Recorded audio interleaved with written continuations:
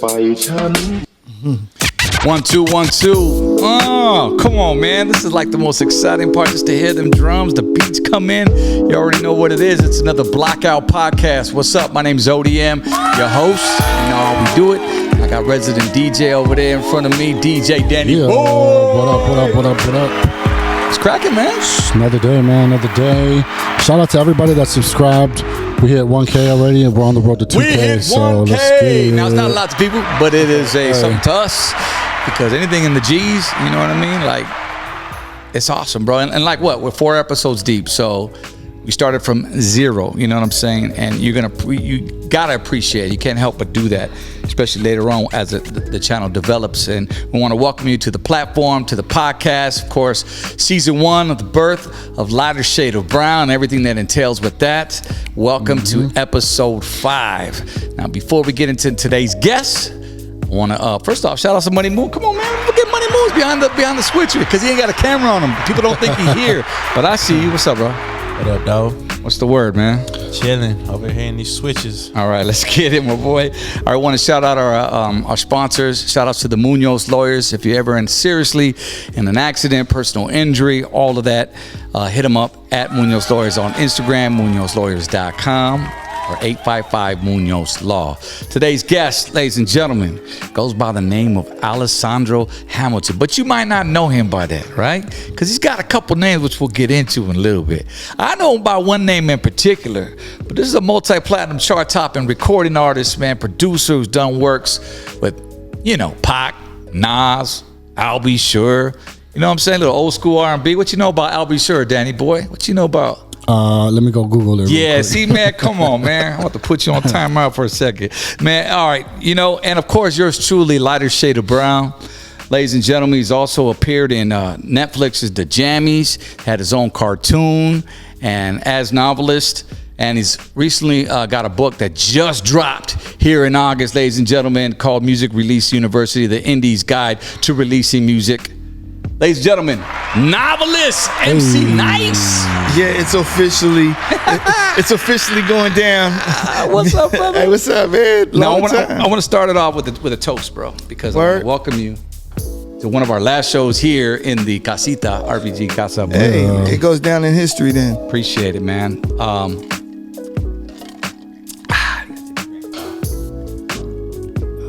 We have those vocal cords, as they say, when we used to get in the booth.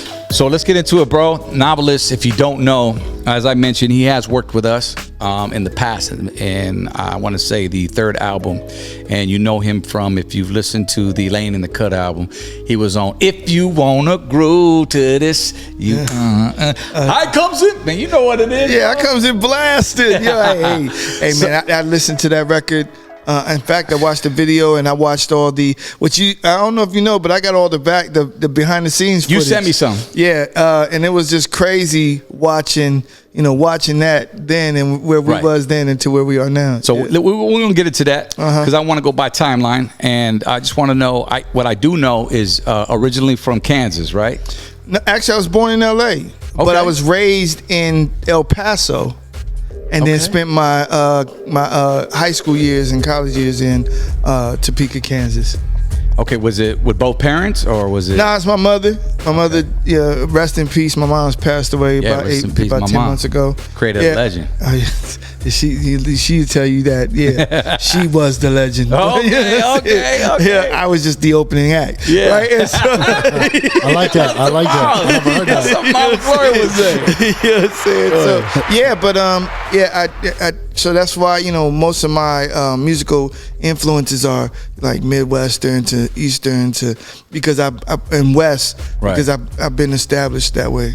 Yeah. So as you mentioned, the artist growing up, when you and I first connected, I remember, dude, heavily influenced by Redman, right? Yeah, Redman and Rakim. Yep. Rakim. Redman and Rakim. That was because I was also a part of the whole Good Life Good Life movement in LA, the rap club, and we all had like various different styles, but Red was the metaphor guy, and Rakim was the voice and the way he put together lyrics. And Right. you know, early in the career, you seen how I was able to put together lyrics, but that was all Rakim. No, dude, definitely creative with the pen. We know that about you. And, I mean, of course, growing up on Rakim, you gotta be. You know, it's Rakim or Big Daddy Kane, as I always KRS, say. yep. Mm-hmm. KRS. I wasn't really a big KRS fan. Don't come for me, but it's just wasn't my cup of tea, man. Yeah, well, I grew up on both New York and West Coast hip hop. So Yeah. as I was coming up, it was KRS-One and, you know, obviously EPMD. Right. You know what I'm saying? And Strictly then business. Rakim. But then on the west side, it was like King T. You know what I'm saying? Like King T. And before, I think it was Sure. before Cube. You know what I mean? When did you move back to LA from Kansas? In the 90s. Okay, early 90s. So. Yeah, early 90s. Yep. All right. Moved back and then pursued actually I went to Bible college. To be honest, I was going to become a minister. Okay. But it didn't work out. You know what I mean? And Yeah. so I pursued music from that standpoint, and I was like, okay. You fell in love with hip hop. I was in love with hip hop in the 80s. What was your first? My Would you first say that you recall first hip hop record you ever heard? my first hip hop record I ever heard was probably UTFO. Roxanne. I wanna be your man. That was because the beat was just like boom, cat, boom, Yeah. boom, cat, Yeah. boom, and I was like, what is that? You know what I mean? And then Melly Mel, all the greats, man. all of them, yeah. UTFO, that's who that was, But and then Roxanne Shante. Roxanne Shante, Stetson Sonic, you know what I mean? Like Sally? yeah, Sally. or even it's funny, me and D-Nice, because I'm MC Nice, but me and D-Nice took a picture when I was at Bobby Brown's movie thing. But D-Nice, Yeah. before people know him as the quarantine DJ, but he was a dope rapper back in the day. They called me D-Nice. Oh, are you kidding me? Right. What they call him, the SP1200 kid Yeah, or something? yeah. The 808 kid or something? I forgot the but lyrics. you know, I know what you meant. But Yeah. that shit went hard though. That song right there. And then I don't even think did he drop any more music out of Nah, that? he Or did. That was like his biggest it's hit. just like they call me D-Nice, Yeah. and then you didn't hear about Because he was it. more of a producer, right? Right. Okay, all right. So then coming to the West Coast, and because I see you going back and forth with the music, East Coast, West Coast, which a lot of us grew up on that, but that ended up like coming into a name later on for you, right? Because you always claimed Kansas. Yep. From what I know, That was when my we last connected. residence. Right. Right. And you always gave it up for the Midwest, because yep. I remember when we connected, you was just rapping like, Yeah, I'm the Midwest I was kid. the ill freaker from Topeka. Ah! You know what I'm saying? I'm laughing, y'all, but that's memory right there. I forgot about the ill freaker from Topeka. Yeah, I was the ill freaker from Topeka. That's real facts. Crazy. So how did I'm trying to remember how you and I actually first. Oh, I because tell I got the worst memory. I was just ever, telling bro. Moons how we met. You know what I'm saying? Okay. We had a battle rap at the Tyler Galleria. Remember, you was in there. My man Sammy Ortiz and Frump was Sammy Ortiz was like, yo, ODM is at the whatchamacallit, and I was like, who's ODM? Yeah. You know what I'm saying? He was like, you lighter shaded brown. I was like, who's lighter shaded brown? You know what I'm saying? And he was just like, Yeah. what? You don't know? And he was Yeah. like, yeah. So we went up there. He's like, yo, I'm gonna introduce you. And you was like, all right, well, spit. And then I was like, I probably said it just like that too, with an ego, with aggression. That's what you did. All right, spit. Let me hear you, man. Yeah. And no, what it is, you rapped, right? You was rapping, and I was like, oh, okay. You said, all right, spit. And then by this time, the people started gathering in the mall, like, because you guys is obviously I famous. think I want to say I did a boo-boo rap, like one of them, like you don't give them everything, you just give them like an introduction.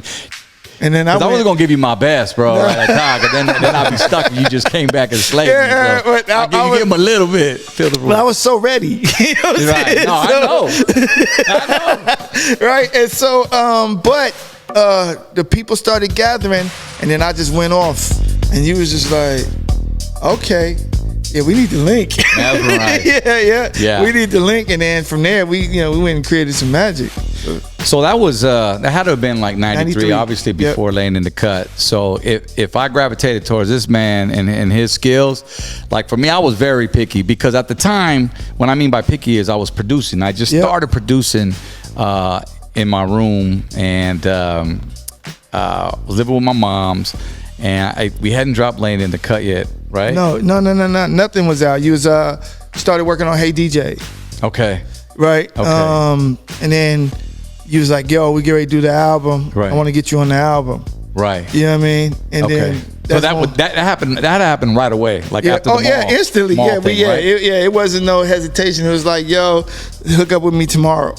Talk about being at the right place at the right time. Hey, tell me about it. You know what I'm saying? He was like, Artists, yo, it's possible. It's just, you know what I mean? Like, if you there, that's why it's important to be everywhere, man, because you never know who you're going to link with. And if somebody, you know, they got a good eye or a good ear, and they recognize that, they pull you in the next day. You know yeah, what I'm saying? when we got to work and you started doing some records for me at the same time.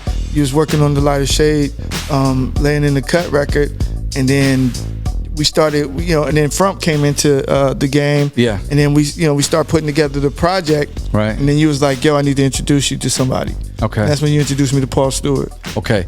So before we go to Paul, do you remember meeting DTX? Yes. Yeah, Bobby. Okay. Yeah, Bobby, I call him Mr. Cocky. Okay. Yeah, because he was just like, can't nobody out rap me. You know what I mean? Like, he was like the little dude that had the biggest, you know, chest. You know what I'm saying? Right. And so, but he wouldn't hold back. nah, he wouldn't. He'd be like, I heard you.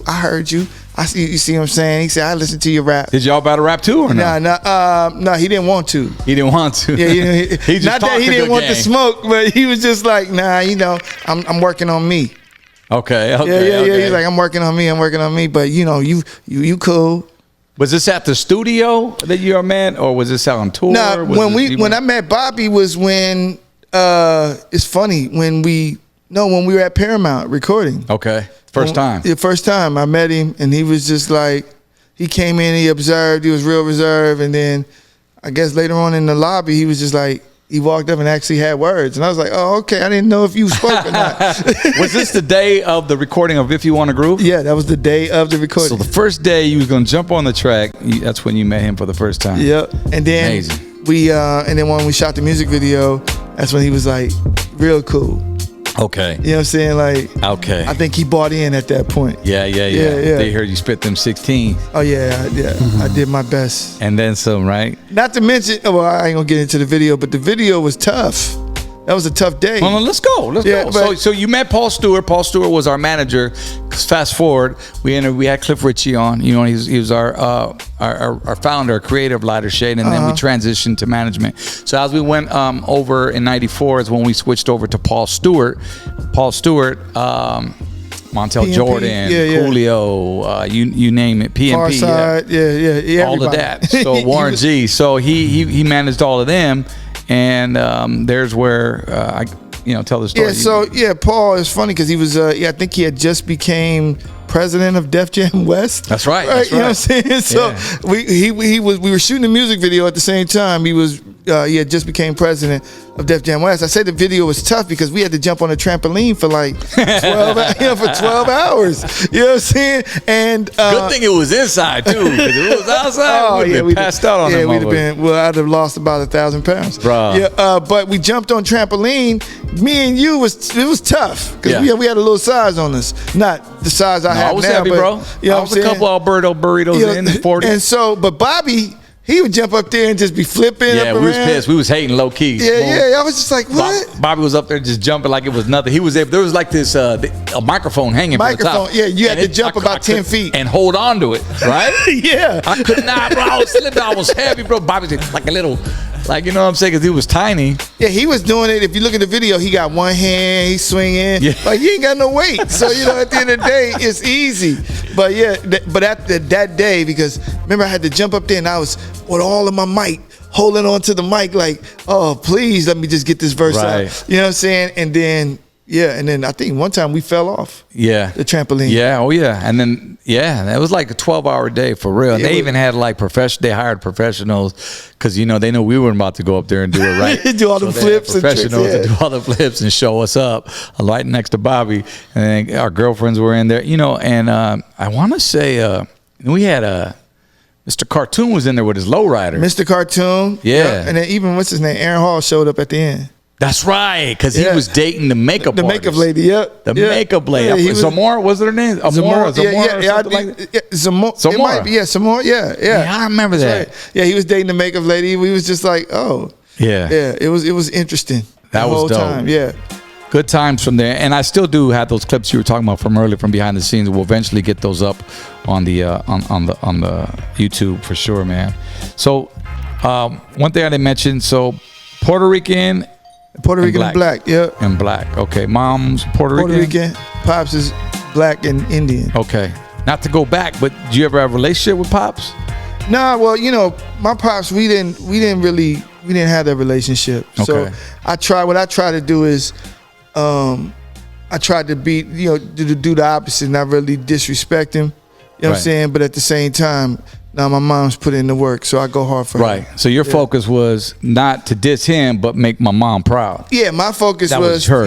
because mom's put in the work. You know what I mean? And so, and she put in the work and believed wholeheartedly. So I couldn't do nothing but reward that. You know what I mean? What about family? Like how many kids do you have? Well, my son, I got Lil Al. Well, Lil Al's like 6'3". He's not little. Let's say he probably not little. Look at the pop. yeah. He got to be 6 something, Lil right? Al 6'3", and then you got Alex and Dijon. Okay. You know what I'm saying? But other than that, man, it was just I had to show and prove, because a lot of people doubted the music game. Once Larry Shea did what it did, right? And then you guys put out the greatest hits. Right. I had to go and reinvent myself. Right. You know what I'm saying? Everybody just kind of went, their own ways. Keep in mind with Paul, I thought because I signed a deal with Mercury. You did? Yeah, I signed a deal. Let it be known, bro. So I signed a deal with Mercury Records off of the Lighter Shade record, right? And with Bruce Carbone. See, I got Bruce Carbone. Right, so I got mad memory. You know what I'm saying? He's a funny guy, man. He used to work for Mercury. He's funny. Hilarious. He's real funny. So Bruce Carbone, but at the time, Paul had you guys. He had Coolio, who Fantastic Voyage that came out and blew through the roof. Yep.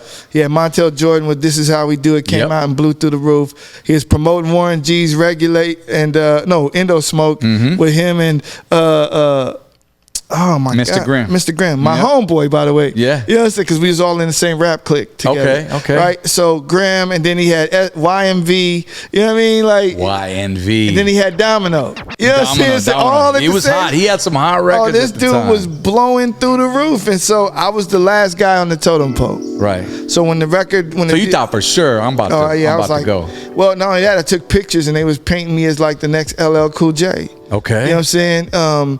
But they had Mercury had Ill and Out Scratch, who was blowing up. Right. So it's like I didn't really get the love that was I was supposed to get, based on the fact that everybody else blew up. Right. So it was like not intentional, but at the end of the day, I was like the last guy there. So yeah, it was tough. I had to go out. I had to regroup and then reintroduce.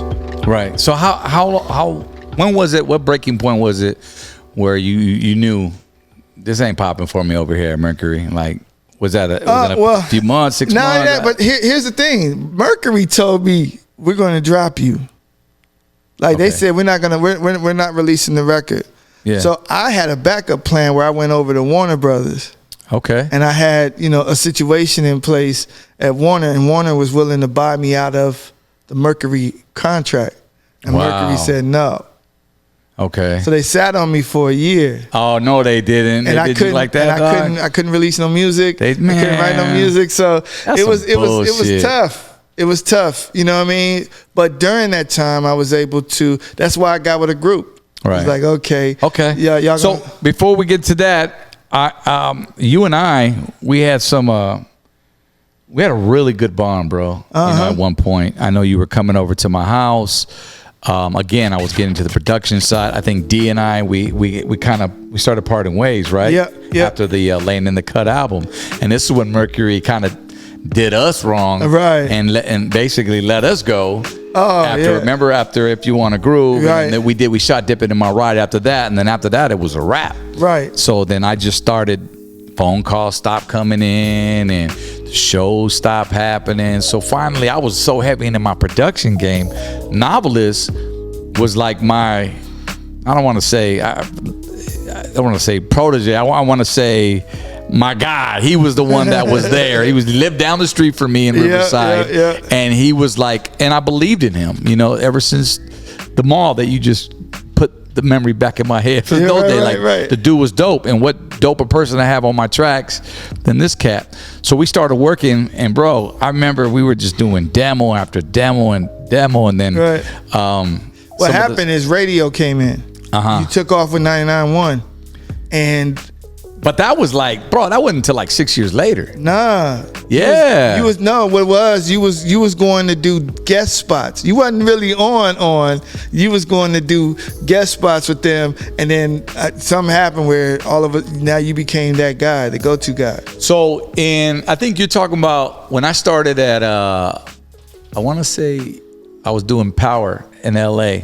I did Power 106 a few Sundays. Was that you? You did Power? On Sunday. It literally was late at night, bro. It was like overnights because Frank V. Proper Dose, they were doing Sundays on Power. I don't know if y'all remember, if you watch it here locally or used to listen back then, but Frank V had a Sunday show, and then one day he didn't make it or whatnot, and I went down there and I tried out, and I just did a couple Sundays. I got a little taste of it. You know, I always loved to do it, but I remember when I don't know, you and I, like I said, we had this run. We did a couple of shows.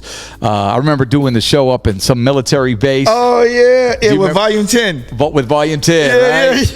Yeah. Dude. And we almost got kicked off the base because all them fools were smoking. We were shooting pool. I just remember, I got pictures of that somewhere.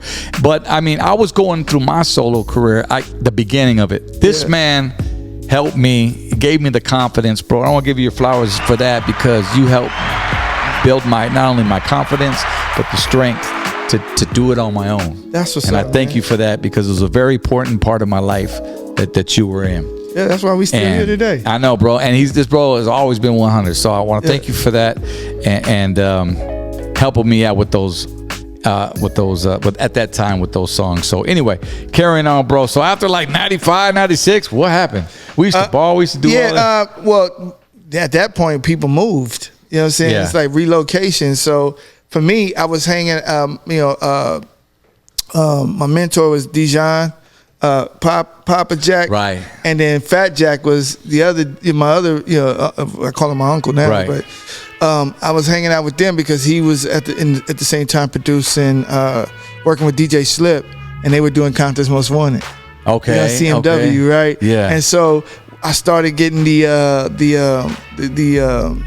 gems and jewels from that standpoint, but then as it transpired, it was just like music. We both was looking for different outlets to really express, and I was under the Mercury situation where I couldn't do nothing, and so I then joined a group, and with that group, I was trying to get to the next level as a group. And the name of the group was? It was called the Puzzle Clique. Okay. Right, and so the Puzzle Clique, we actually were going to be signed by LaFace Records.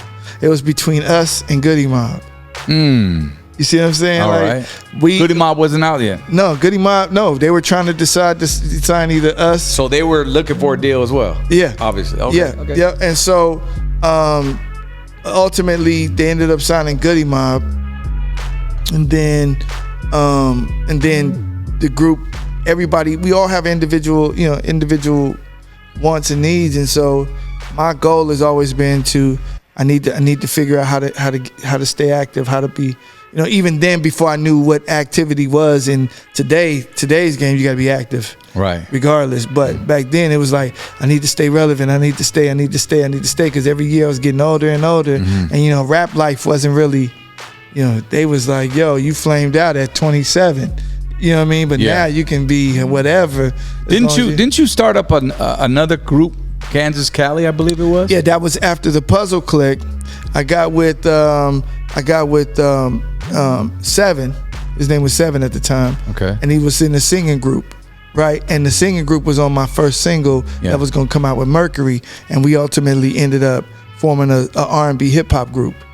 Okay, so that's right. Called Kansas Cali. I was from Kansas. He was from Cali, so we called it Kansas. Didn't you implement some rock in there too? Or that was a little late. That's later on in the timeline. So we started out R&B hip hop. Okay. Right, and then once as we kept going, Jay-Z and R. Kelly came out. Yeah. So Best of both worlds. right. Right. And so we couldn't compete with that. We were originally an R&B hip hop group who had R&B rap, and he had the R. Kelly Aaron Hall vibe. Right. You know what I'm saying? So it would have really just killed it. So we switched up the vibe and went alternative rock. That's right. Right. And so when we went alternative rock, we was also in the process of producing Tupac and Nas. Well, Tupac Better Days album. So they had us in the middle of Modesto working on the Tupac album.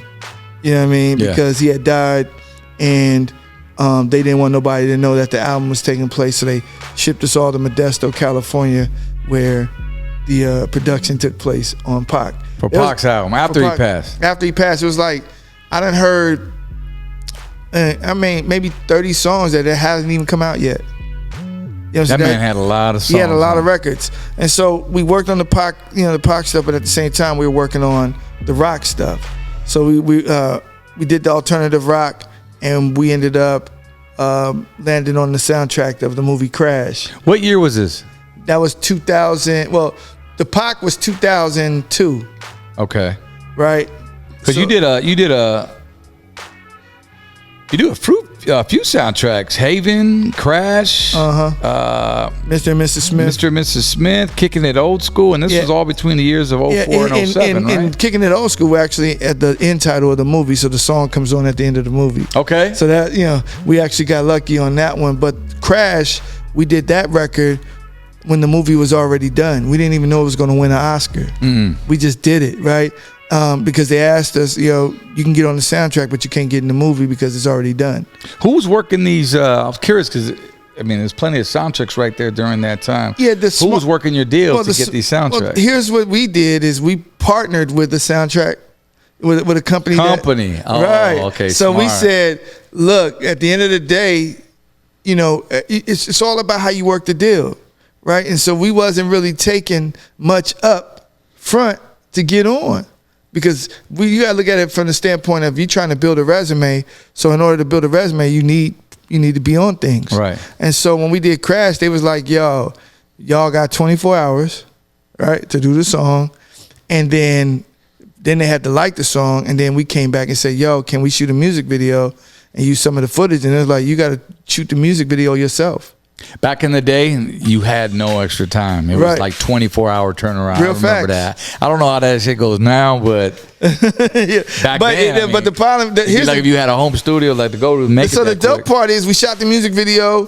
We got the footage, and Paul Haggis, the director, loved it and put it on the special features of the DVD. DVD goes out and do 6+ million, right? Yeah.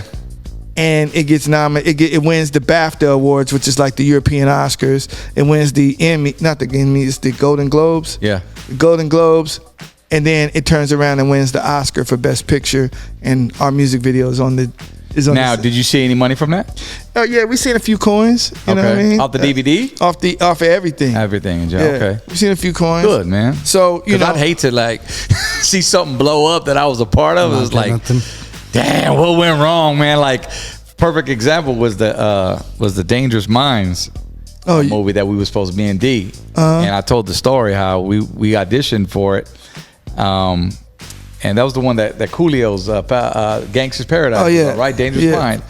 And we were supposed to have a song on that soundtrack.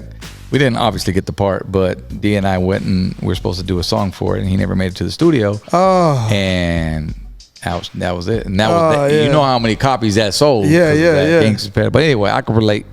Yeah. So at that point, I understood how that worked. It was a guy named Shiro Gutierrez, and he was responsible for all of that. So shout out to Shiro, for making it happen for us. You know what I mean?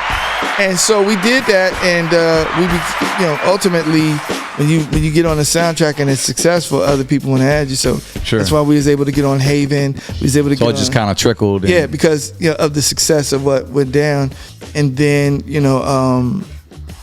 and from there I was just working. At the same time the soundtrack was happening, I created a cartoon called The Jammies. The Jammies. Yeah, I saw that. You made it to Netflix, right? As we said. Yeah, we were the first African American animated music series on Netflix. I remember. Now, there's where I think you and I linked up. We met at a. Yeah, because I wanted to do that food. I wanted to animate your food because you was on the radio talking about what up, food? Yeah. The foods. Yeah, the stupid foods. Yeah, the stupid foods. Yeah, I remember. Yeah, because it would have been dope for Adult Swim. So I wasn't obviously ready at that point. I didn't see the bigger picture, and we met at Fridays. I remember in Riverside, Tyler Mall. At the yellow Lexus. We was chopping it up. Yeah, and we was. You were telling me everything you was getting into, and I think at that point where I realized this man is like. He really working. Like, you know what I mean? Like, yo, marketing, your business. Now, let's talk about that, man. Like, where did all that? Because I didn't see that. When we was first working, it was just, we was recording. But from the marketing side, bro, where'd you get that gift from, man? Something that came in time? Yeah, I put that on the queen, my mother, because I come from an artistic and marketing family. Like, my uncle, Ronald Husband, was the first black animator ever at Disney. Oh, wow. Right? And so when you think about Little Mermaid, you know what I mean, Pocahontas, Lion King, my uncle was at the top of that, you know what I mean? And so, and then my grandmother, Beverly, was a oil painter and an artist. My mama was an artist, you know what I mean? So all of that transpired there, you know, through the generations into the genes, and I was able to see color, see concepts, see trends, and that's been the beauty about how I've been able to transcend the times is I see the trends and I understand the movements and I try to jump ahead of them before they become, you know, current.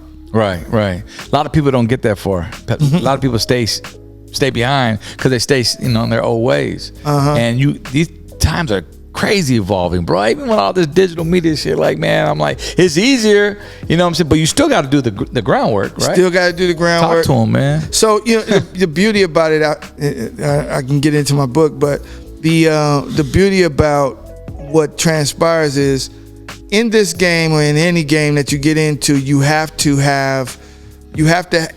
be willing to go the long run, the long haul. So let's talk. Yeah, so let's get this real so quick. I put out a book called Music Release University.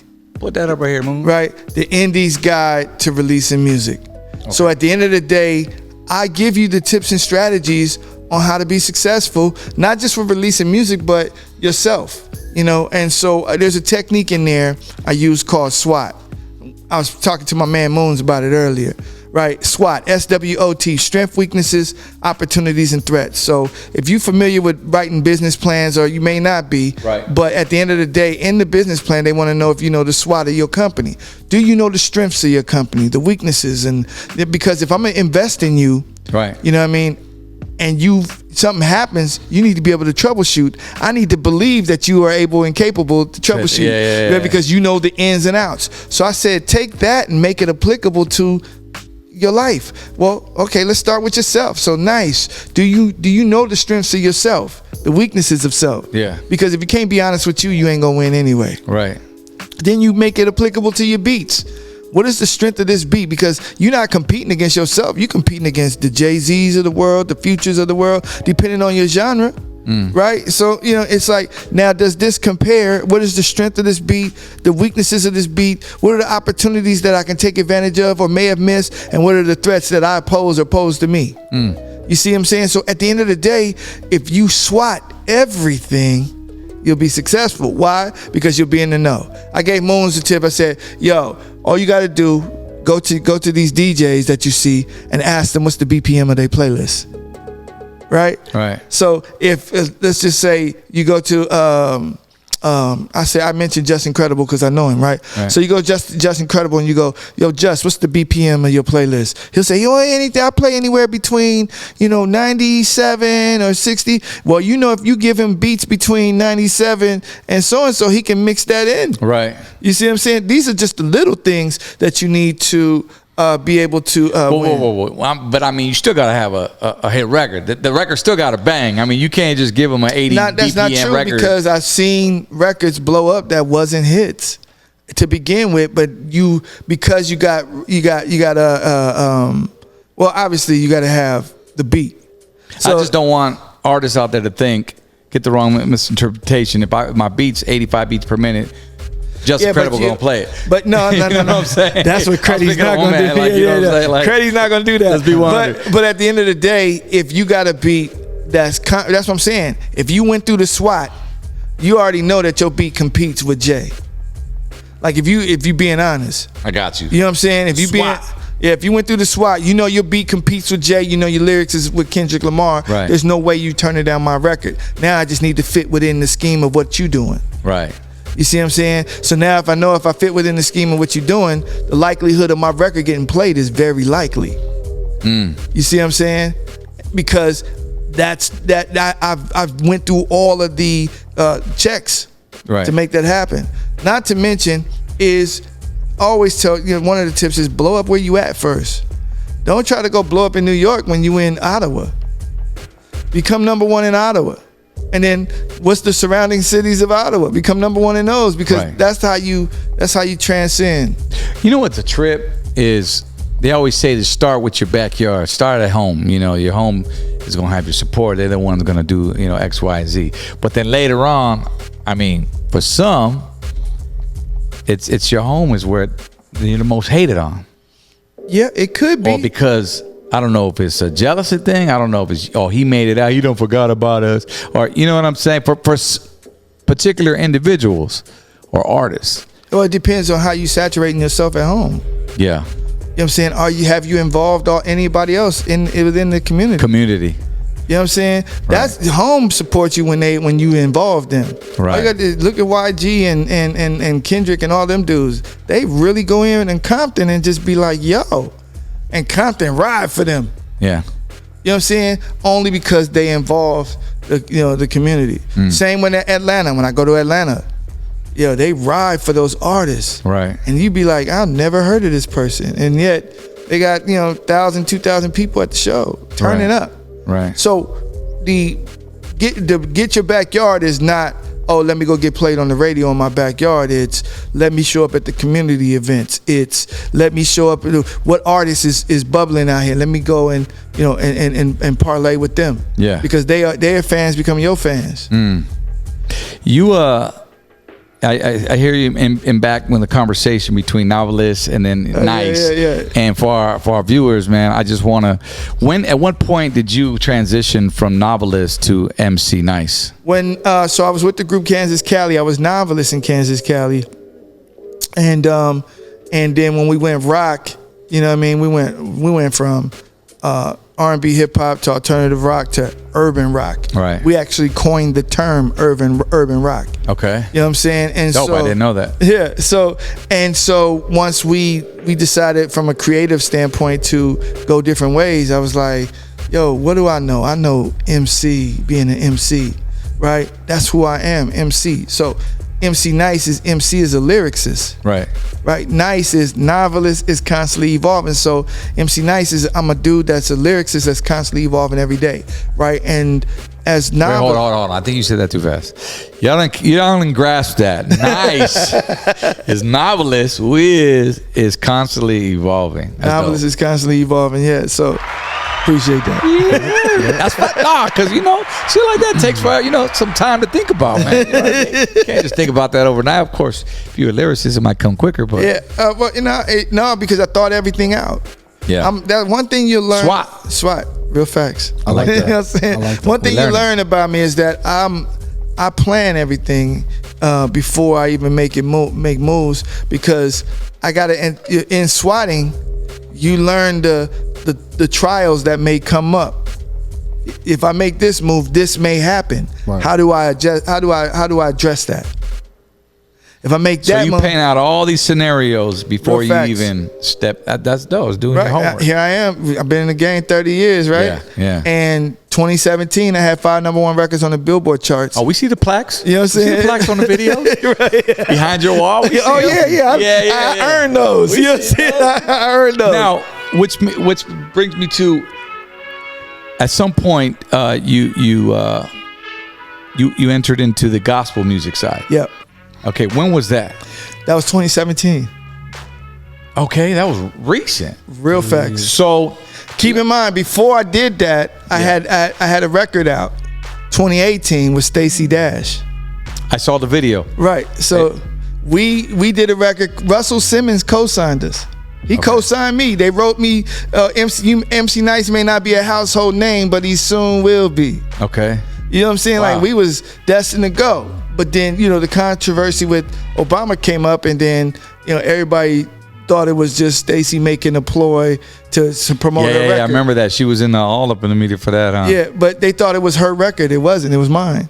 You know what I'm saying? Was it over that record? No, it was over Obama, but at the same time, we was promoting that record. Oh. So they thought it was, you just trying to sell records. Yeah. You know what I'm saying? It was like, trash, boo-boo. You know what I mean? So, and it was a decent record. It was a dope, almost like a dance record, right? Yeah. And she sang on it. This is the first time she ever did it. And was in the video. It was in the video. Yeah. Right? And so at the end of the day, it was just like, oh, man. And so I had to step back for like 6 months to let the media die down. Did you have to pay her extra to be in the video? I'm just curious. No, I didn't. Because nowadays artists be charging you a separate fee. No, she actually came because I wanted her to be just in the music video, and she was like, I want to get on the record. I was like, you sang? You know what I'm saying? Yeah. There's a video up where me and her are actually in the studio with Phantom. Rest in peace, Phantom. He died last year. But Phantom, and we were, Shanice was her vocal coach, teaching her how to sing. Oh, okay. In the video. Yeah, right? Danny, what you know about Shanice? Again, let me go Google it. Let me go Google it. 90s baby, 2000 baby, 94. What were you born? 94. Yeah. Wow, right when we were doing our thing. Yeah, man. So, so there's a video out with that, and so I was like, "Yo, I'm ready to blow." No, I saw it. She looked dope. She got TMZ, the gold. She dressed like and TMZ debuted. Like, they're the ones that broke the video. TMZ did. Is that right? Right, and so because it was topical because she was in the news. Nah, they was going to do it regardless. Okay, but it was even better that she was in the news. Right, and so, but TMZ broke the video, and we was like, "Yo, this is getting ready to happen." Yeah, like, I done got here. Yeah, and the controversy happened, so I had to step back, reinvent myself. Came back with a record called Tonight with an artist called Suhana Machete, and that record went on the Billboard charts for 13 weeks. Suhana Machete, was that gospel singer? Nah, she was a regular singer. Okay, that was 2018? That was 2018. 2016. 2016, okay. Right? 2016. I'm just trying to follow the timeline here. So 2016, but then, I like I said, when I first came to California, I started out I went to Christian Bible, college. yeah. So I had always still had biblical roots. Even when you listen to my lyrics, it still wasn't nothing crazy. I wasn't smoking. I wasn't drinking. No. This dude, I'm glad you brought that up. Well, I was like tossing him back. Your boy, nah, man, I don't mess with it. Yeah, I do. Dude, I was like, come on, now it's my birthday. Nah, bro, you already know I get down, man. Like, real facts. And I just thought, okay, it ain't for everybody. Right, real facts. Yeah, so you didn't mess around. You was always and so on straight. 2017 comes, and God tells me, like, yo, I need you to take your talents to Christian hip hop. And I was like, huh? They don't know me over there. But keep in mind, I still got these morals and values. So I was just Do you remember where you were when this happened? Or was it just sporadic? Was it just random? It might have been on the way from Vegas. Okay. It was probably, that long road trip when you're driving. Yeah. You get to thinking about things. Yeah. You know what I mean? And sometimes, we like to travel with no. About all that money I just lost. And then some. What I could have bought with it. But those are my thoughts. I'm normally walking away happy because I don't gamble, right? But I'll go into a casino and be like, this is the machine. And I'll put maybe $5-10 in and win $1,000. And then take my money and go. That's it, smart man. And so, or one time I pulled over, and I think it was Green Valley, and I was like, "Yo, I need to go play the $5 slots." You just felt the vibe. I felt the vibe. I pulled into the casino, told the valet dude I'd be back in 10 minutes. In 10 minutes, I won, I think like $15,000. On $100, right? Wow. And so it was just like, and I came out, I tipped the dude next to me. He's like, "Oh, that machine ain't gonna work for you because I've been playing it." So I got the money. I gave him because he had been playing, I tipped him $5. Like, here you go, 500. Yeah. You know what I'm saying? I gave the waitress 500. Yeah. I gave the valet 5 because Bless. it was money I didn't have anyway. So, at the end of the day, but normally, when I walk into a place, I don't play. Yeah. And people are like, you should play often. I'm like, that's not how that works. Right, You know what I'm saying? So, so you knew you had some kind of favor right there. yeah, real facts. So, okay. Continue So God was like, I need you to take your talents. They're not gonna know who you are. They're probably not gonna respect you, but I need you to go and help my people, which is your people. I said, all right, Lord. I was like, but dang, the Maybach is there, because I'm seeing the things happening for me. So I left. Maybach. Yeah. You had a Maybach? Like I said, wait, I can't even say it right. You had a Maybach? Maybach. What? So I'm saying, no, I had visions. Oh, okay. Damn, bro. I had visions. Next time you get that itch to go to the casino, holla at you, boy. I'll meet you there at 60. So I had visions, but so I went in. But I'm taking all of the knowledge I gained with Lighter Shade, with Puzzle, with Pac. Yeah, that's a lot. And I was a VP over at Head Start Music Group, which was a division of Warner. I mean, in Universal, right? And so I learned all the marketing. Back then when you had to go and solicit your record to Tower Records. You know what I'm saying? Solicit your records to the warehouse, and then they decide on if they're going to bring you in or not, to get those positions. So I understood the politics of how that happened. So when I came over to Christian hip hop, I was just like, okay, we need to figure this out. And I did something that was unlike anything everybody else did. So in faith, most people rely on going to church and CDs being bought from the church. And if you got some type of distributor, they're helping you out in that fashion. But in this case, I was like, I got with me and Shawnee G. Her name is Chantal. What we did is said, okay, this is what we're going to do. She's the head of the label. What we said, let's go to Christian universities and any faith-based university and give away your single, right? Because we're in a digital era. It's like, hey, keep in mind, I'm a faith-based rapper at that point. So if I'm showing up and I'm talking to you, Christian to Christian, and I'm saying, hey, here's my single for free, right? If you like it, sow a seed and buy the album. You see? Yeah. So now I just gave you free music, and you in turn, because you like my personality and like the way I got down, went and bought my album. Right. And that shot everything up, because keep in mind, gospel wasn't really selling like that. But we was moving units. Really? Yeah. So I remember when I started listening, I don't know, correct me if I'm wrong, if Lecrae, is he a gospel rapper? Yes, he is. So I remember I was listening. He's the Rakim of gospel. Okay. I know he's big. He's something, because at the time when I started, I got into my biblical side, man, I was really, going in and out. I started listening to more Christian hip hop, and Lecrae was one, and then Bizzle. So I got a story about Bizzle. Right. I'm glad you brought him up. He's from Riverside. Yeah. So when I met Bizzle, he reminded me kind of like Kanye. He had the Kanye flow, and he was with his boy, and his boy was pushing him to me for radio. And I remember sitting in a Suburban with him. This had been like maybe 03, 04, and he was playing me his demo. Bizzle was puffing it up, smoking. You know what I'm saying? It was a hot box, smoke box in there, and I was just like, I go, man, you dope. I want you to do an intro for me for my radio show. So I ended up doing a radio intro for me. And then after that, bro, I didn't hear from him. It was ghost. I might have saw his manager, or quote unquote the guy that was helping him, another day at a restaurant or whatever. Hey man, how Bizzle? Oh man, we kind of split. We did our own thing, whatever. Next thing I hear, he's a Christian rapper. And I go, okay, so that's the way it went. He obviously found a calling and went that, and that explains why him and him split up, or who knows? I mean, what went on between them, but it was just a trip. And the next thing I know, I start hearing this dude blowing up over there on, what I'm saying? Bizzle's that guy. Yeah, he's that guy. But he's come it's been years, but it's just a trip to see, someone when they're he still got that edge though. You know what I'm saying? Like he still got that edge, but his squad is called God Over Money, and they got some real rappers over there. Okay. Whether it be Jared Sanders, they had AI the Anomaly, but these are some rappers. Yeah. And the beauty about the Christian side of things is that there's a whole different variety of real guys. If I didn't say they were Christian rappers and I played you Jared Sanders, you'd be like, oh, this dude is fire. Or if you think about Loso,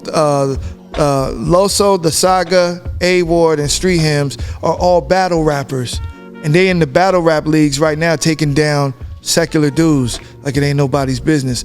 You can go look them up and you'll be like, oh, and they be, battle rap is there's no bars. They talk about your mama to your children. Yeah. So, but they talk about they battle those dudes using faith against what it is, and these dudes is killing in the game. So you ever come across? Because I know, since we were talking about Lecrae, and he had got some heat because he was going more secular or something like that. And there's a fine line, obviously, between how do you go around that? Like, how do you navigate all the hate? Because it's a different. Once you step in, they say, in that world, it's like somebody who claiming they a Christian, every day, and it's like you got to be perfect. It's funny you say that because I put out an album this year called Iron Dove, the Blessed Coast. I call the West Coast the Blessed Coast, right? I heard that. I thought that was dope when I heard Iron Dove, the Blessed Coast, and I had super engineer Ray C, who mixed Outkast, Janet, and he mixed my album. Is that when you was wearing like a Transformer? Yeah. That was dope. It was like you were coming from space. Right. So because I watched that video. I'm like, this guy's a fucking genius. This guy's a genius. Like, he still got it. I was like, the same knowledge. Oh, man. yeah, Always man. creative, man. Yeah, it was like in a telephone voice. Yeah. I've arrived. I've arrived. Yeah, I'm telling God. I'm talking to God like, yo, I'm here. It's getting ready to go down. Yeah. Because I'm But Ray C, who did 2 Chainz, Outkast, like the who's who of rap. Yeah. Listen to that as he was mixing my album. He's like, dude, I forgot you was a Christian rapper. It sound like you got secular stuff until I listened to the lyrics and realized you talking about God. Yeah. So at the end of the day, because the flow don't change. It's just what you're talking about. Yeah. So with Lecrae, he did records with secular artists, right? Like I think it was Ty Dolla $ign. Yeah, Blessing. Yeah, Blessing. Yeah. Oh, you know that one. Hey, bro, You know that one. I'm a Ty Dolla $ign fan. He chimed in over. Yeah. So he did that, right? But at the end, the bottom line is you can't just be rapping for Christians. You know what I'm saying? Right. If I'm a Christian, my job is to bring you into the culture or show you the way, a different way that different from what how you living. Right. Right. And so if I'm living right, just think about all the people Jesus hung out with. Judas was the worst of the worst. Betrayed him, but Jesus already knew. Most of these people, when he walked, he would be the type to go hang out. He would go out into the bars and the streets and whatever. You might offer Jesus a drink. He's like, nah, I'm good. But yeah, he's still there fellowshipping with you, showing you the way. Yeah. And then eventually you'll go, you know what? I like dude. I want to be like dude. And you start following. Right. So in my case, it's like I can't dumb down the flow. I can't dumb down the music because you want me to not have hard hitting beats. Right. Music is music until you put something on it. If a folk person came and put something on a Dr. Dre beat, it's still gonna be a folk song. Right. You know what I'm saying? Because it's a folk artist. Yeah. But because the beat is doing this, all of a sudden you call it a gangster beat. What exactly is a gangster beat? Even though I don't know if Tim McGraw's fans were too happy about him linking up with Nelly, but that record was #1 forever, bro. Right, but just was it Tim McGraw? The Over and Over Again? I think so. I'll look it up right now. It's all in my head. Yeah. See, but guess what? Now Tim McGraw got you as a fan. Yeah. Right? Or at that point. Yeah. Right? Yeah. And so same thing is like, look, I think Lecrae he get a bad rap in that respect only because he's trying to expand his audience and expand the audience for Christ though. It ain't about just him. It's about how do I expose other people? Because if I'm rapping to a Christian, you already saved. So at the end of the day, how am I going to save you? I'm going to inspire you. That is a great analogy, bro. That is like the way Yeah, the way you just talk about it right now. You know what I'm saying? You can't help. If they ain't gonna come to this side, you got to go get them. That's what you're saying. Real facts. And I didn't even think about it that way. So that's dope. You can't crucify the man for doing that. No, so and the beauty about Christian rap because he know who he is. Real facts. Right. But at the same time, you know, if you're a believer, you're a believer. Everybody believes you. What happens when you go to award shows? Yeah, I like to first thank God. Hey, shout out to my Lord and Savior. Why would they say that? You know what you get the award for? Lil Wayne? Lollipop. Right. Or WAP. WAP. When WAP went #1, what did Cardi B do? She sang a church record. You know what I'm saying? When Jesus said yes, nobody said no. You know what I'm saying? So I'm like, for real? That's where we at? But that's the way she believed. That's what she, you know what I mean? But the thing about being a Christian rapper, though, you got morals. You got responsibilities. When you take on the title Christian rap, now you have to adhere to that. Sure. I always tell artists like, yo, on the secular side, they let you say Jesus and the F word. Yeah. But go on over there and do that. They allow you to do that. Right. Look at Drake's God's plan. He's the ultimate player. Yeah. You know what I'm saying? But yet, God's plan come out, he's the ultimate worshiper. You know what I'm saying? So, you know what I'm saying? Snoop came out with a whole Bible of love. Right. Yeah, it was went #1. I didn't even know that. It was an album, right? Yeah, Bible of Love. No, he had like all the gospel greats, from the Clark sisters to the Fred Hammond to like really. So at the end of the day, and because he had that record out, it won awards. Yeah. You know what I'm saying? But look how many people now know Fred Hammond. Who was the guy? He was really pop, older pastor, but he had a couple hit records out back in the day. You talking about Kirk Franklin? Yeah. Did he get like some he said, who was too? the guy? He's still the guy. Oh, I don't know, man. Come on, man. No, I'm just saying. No, but Kurt is still the guy. He just did a record with Maverick City. Okay. So Maverick City, they performed at the BET Awards. Yeah. You know what I mean? But Kurt is still that guy. Didn't he have a hit record on mainstream radio? Yeah. It was a gospel record. Wow. Make me wanna stomp. Okay. Right. Guess who's the rapper in that? Who's that? Salt from Salt and Pepper. Yeah. Cause she ended up going. Yeah, but this is before that. Okay. You know what I'm saying? But she was still on that record. But even still, there was still a collaboration of mainstream artists with gospel artists. Check it out. I want to fast forward real quick. And I want to talk about, I see this, I didn't mention this, but you got like I saw a trailer for some cooking show or something. You want to explain to me, does this spice have anything to do with this hip hop? Was it Hip Hop Kitchen or the hip hop cookhouse? Hip Hop Cookhouse. First of all, it's a dope name. And can we get a little closer right here, dude, bro? What's this right here? Nice blend. Nice blend. Yeah, nice blend. So, what a lot of people don't know is that I love to cook. You know what I'm saying? I don't mean I don't just warm up food. Damn. Smells good. That's fire, dog. When you taste that, you're gonna be like, yo, for real. You're putting this on the chicken. And it has no salt. Bro. And no salt. I feel like I throw this on chips. Like what? Dip your finger in it. Try it. Just try it. Yeah. It smells like garlic, and does it taste? What's it? You only brought one. I'll share. I don't know if you wanted to dip my finger in there, but yeah. But I mean, you was clean, so that was nice. Yeah. So Nice Blend. I became the first. Valito Foods. Yeah. Yep. That's a popular company. Yeah. Well, we talk about it. They make.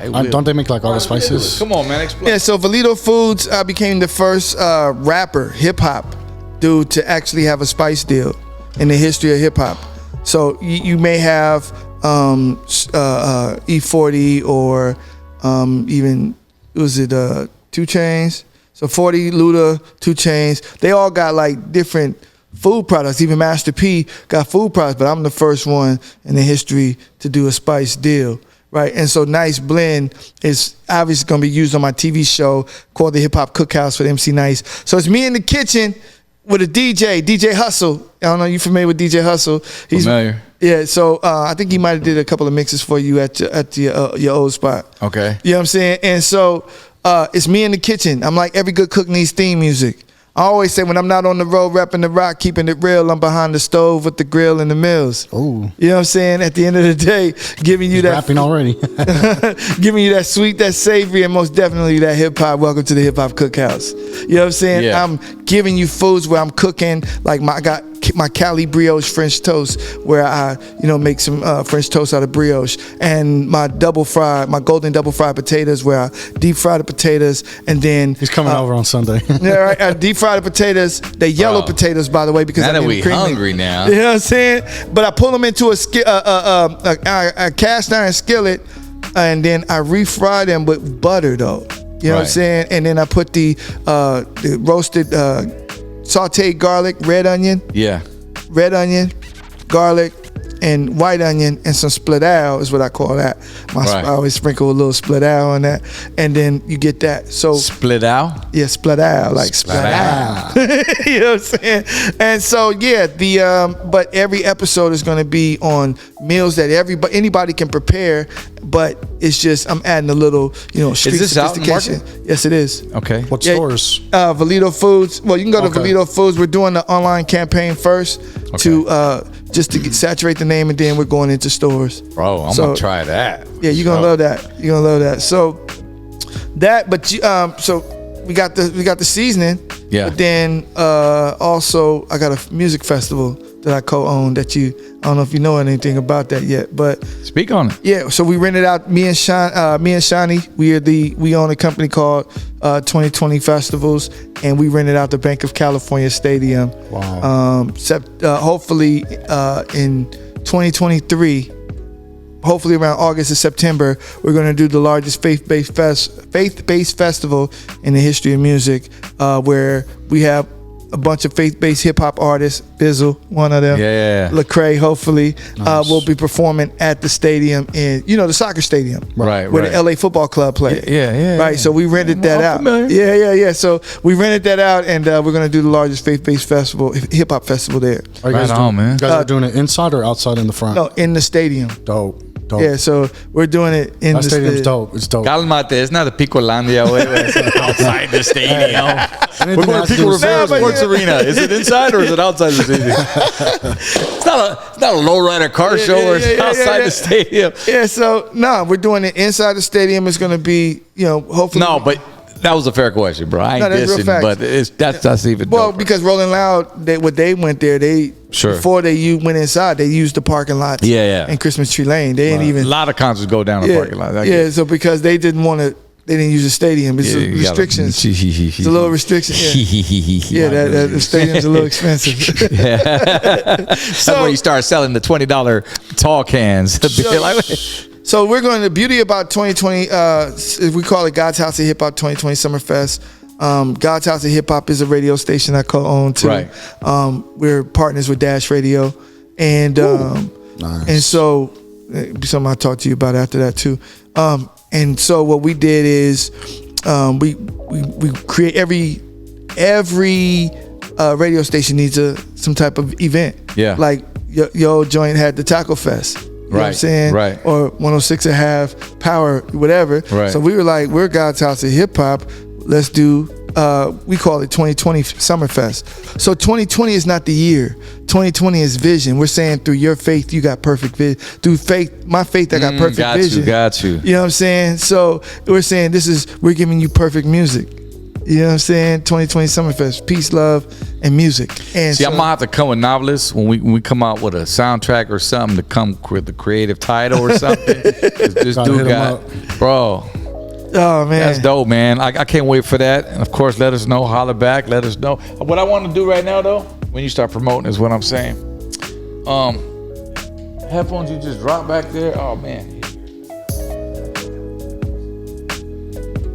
Hey, Danny. Yeah. Why, bro? I decided to put a live DJ on. Oh, set. for real? Most Is podcasts this don't have that. this was getting But ready if you're to a go down? hip hop podcast, if I got a hip hop artist on here, all right. and I think I wanna, because I know you so passionate what you do. You always have been, and great at it. I want to take this back to the Tyler Mall, man. 1990 right now. And finish this battle right now. Danny, hit him off with something, bro. Can I get a beat, man? Come on, man. Yo, ODM official, man. The Blockout Podcast right here. We got my man, MC Nice, a.k.a. my brother, Novelist. What's up, bro? Hey, what's up? In the building, it's about to officially go down. Go down. It's about to officially go down. I'm gonna show you the chemistry right now, bro. Yo, I stay binging out on the wire. Word. Could have been a shooter with a Glock and a Ruger, but my life was the tide. Ain't no other ruler better than Yahshua. Hey. Y'all frauds is upside. Side. Switching lanes when the weather changed. Better understand his. You better understand his. Yo, I keep on spitting and keeping the lights dim. I'm on the block with my man ODM. Hey. Nice is in the building and I'm willing. Yo, I'm always staying chillin'. Yeah. Keep it going like a river. I'm gonna take like this. I'm old school, like stand and deliver. You know the move me. You can't outgroove me. Shoot, it's ODM. That's right. I sport the Louis. Nah, I sport the khakis. Or maybe even the gray pants. And that's right, it's ODM. I'm about to romance. Well, that was back in the day, and I got a wife now. But shoot, I've been waiting for my whole life now. Novelist, MC Nice. Let's get it twice, homie. Black and brown rice together up on this track. We switch the beat. Yo, I'm so unique. Check my speak. Check my speak, check my sneaks.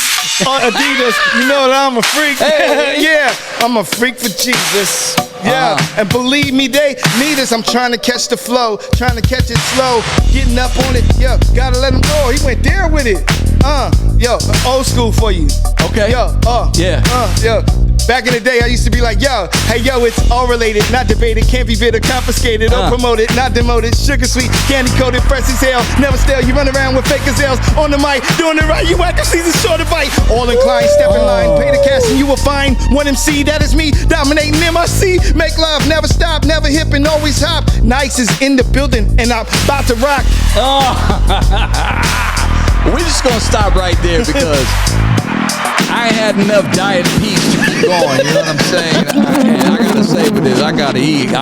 Yo, Novelist is in the building. MC Nice, man, it's been a pleasure, brother, to have you on here, man. Is there anything else we have not discussed yet? Man, yo, is there anything I have not discussed? Brought the manager in the building. Yeah. So no, but actually, my new album is dropped. It's out. Iron Dove, The Blessed Coast. I guarantee when you go listen to that record, you're gonna be like, yo. That album, you're gonna be like, yo, this ain't a regular Christian record. Right. You know what I mean? I got my book that's out, Music Release University. Go read this, Aspiring Artist, man. I gotta check it out. I need an audio book though, bro.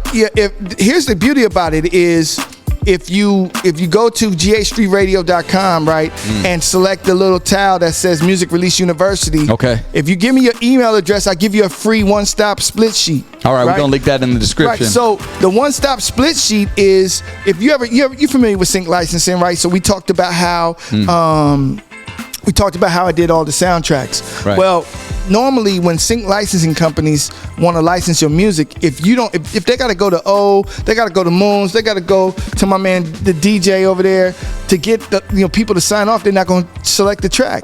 So One Stop says, here, we all wrote the track, but we give ODM the right to represent the track, so that way the licensing companies don't have to go and hunt down everybody. And, you know what I'm saying? So that's free. You know what I mean? This is free. Anything that if you helping somebody, bro, and the word of the day, it's got many words, many meanings. SWOT. SWOT. One more time. SWOT. Strength, weaknesses, opportunities, and threats. I like that. Yeah. There it is, y'all, man. Music Release University. Check out the cooking spots when it comes out. We're gonna have to go to the carniceria after this, homie, and go get some meat. Nice we blend. need to put that on. I ain't even playing, bro. Shout out to Valido's Foods for the seasoning. And I guarantee we got a whole new thing coming. Did I forget anything? Tell them where they find you at, bro. You can find me on Instagram and Twitter at MC Nice LA. That's EMCEENICE LA. On Facebook, MC Nice Music, and then you can always go to mcnice.com. And if you can't find the book, go to musicreleaseuniversity.com, and it'll take you and give you. He's got it all, bro. He's got it all, man. Thanks again, my brother, man, and but much success to you, man. Continue to do what you're doing, man. You already know what you're doing because it's showing, man. I appreciate it. We need to speak about the Light of Shade movie. I want to help you with that. Well, hopefully you down with that, man. I know it's touchy, but you guys I'm gonna just tell you, you guys mean too much to music in order to not have the story told. Right. Like, I always tell when I go and brag about Lighter Shade, I'll be like, yeah, I came in with Lighter Shade of Brown, the first Latin rap group in the history of rap music to crack the Billboard charts and open up the doors for Fat Joe, Big Pun, J-Lo. You guys hear that? You guys hear that? Yeah, you know what I'm saying? Say it twice. So, nice. And I said, you know, we were the first Latin rap group in the history of rap music to be on BET. Right. You see what I'm saying? Facts. So, right, Facts. right. Think about it, right? Like entertainment television. Right. So at the end of the day, your story is too important for it not to be on the mainstream and told. You know what I mean? In a way, obviously, that's respectable. I like how he said that, mainstream. Yeah, it was facts. You know what I'm saying? And I just think that at the end of the day, you deserve Appreciate you, man. more than just flowers. You Thank you, deserve bro. a star. And I know DWTX looking down. Yeah. You know, I know we didn't really touch upon, you know, my man, because a lot of people like to hear about stories or whatnot. Mm-hmm. You know, and a lot of y'all know who you are. You coming for me, and just understand this platform. The reason why they saying, oh, you know, we want to hear more from you. You know, but I'm like, well, there's a day for that. But that's why I have guests who have lived with us, and we want to hear their story. I want to hear their memories with DWTX. Yeah, we go all the way back to the Civic. Yeah. Which one? Oh, the Burgundy. Oh, yeah. The Burgundy. 1992, man. We had that one in the Spill the Rhyme video. That was it right there. Yeah. And Bobby had the Hyundai. He had the white Hyundai. Yeah. And then he went and got himself a black Accord. And I remember that. But when the Accord came, when the Mercury situation came. Yeah. And he went and spent all this money. I used to go, bro, you went and spent all this money, man, on wood grain in a Honda Accord. You put wood grain out, and again, we used to bag. You know, this is how we would do it. And he's probably bagging on me right now, bro. Right. But you know, the thing is one thing we have is our memories, bro, and that's what we live Need on. a movie. Yes, I'm just sir. telling you right now. I know. We'll get to that, man. Yo, hit us up, man, at the Blockout Podcast on all social media. Of course, you already know. Finish them, Danny. Hit that subscribe button. Let your mama know. Let your papa know. Let your grandma know. Let everybody know, man. This is what it is. Legendary stories. You heard it from Emcee himself, man. ODM. Rest in peace, DWTX, man. Thank you guys so much. It's all love, baby. Let's get it. The Blackout.